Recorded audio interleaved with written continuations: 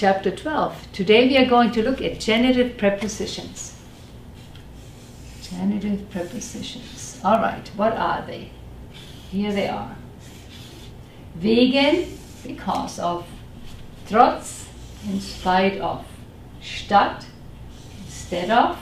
Während, during. All right, these are genitive prepositions. When we see those prepositions, we have to recall how to form the genitive case. And I wrote a short review over here on the side. So remember, genitive, possessive. In English we had the apostrophe S, so we had a lot of S's in that genitive case. Right, remember the der changed to des, the noun changed, added an ES. So der Mann of the man changed to des Mannes, and we translated it of the man. Ein gets an ES ending, eines, Mann again ES, eines Mannes, of a man. Die Frau changes to der Frau, of the woman. And woman did not get an ending. Feminine nouns did not get endings. A woman, of a woman, eine Frau. So ein gets the ER. Frau has no ending.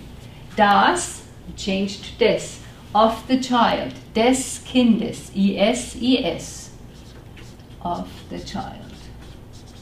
You probably can recall all of these. And if you say ein Kind and of a child, eines Kindes, ES, ES. All right.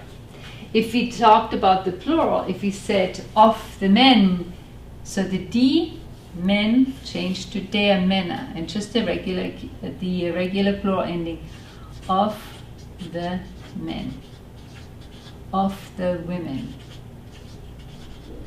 of the children. So that was just a short overview, so you remember how to form the genitive case. Now, let's see how we apply this rule. Während des Tages, during the day. Der Tag, der changes to des, Tag adds an ES, right? If you look over at the chart, you'll see it. Wegen des Examens, because of the exam. Examen is a das word, so das changes to des. Examen just adds an S because it's more than one syllable. Wegen der Kinder, because of the children. Die Kinder is plural, so die changes to der. Kinder adds nothing. Wegen der Kinder. Now I put some sentences together so you see how it looks in a sentence. I am not home during the week.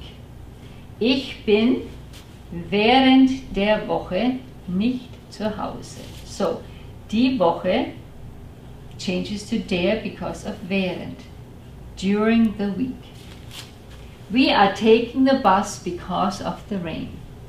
The rain is a der word, der Regen. So, wir nehmen den Bus, subject, verb, direct object, and then comes our prepositional phrase. Wegen des Regens. In spite of his exam, he did not study. So in spite of is trotz.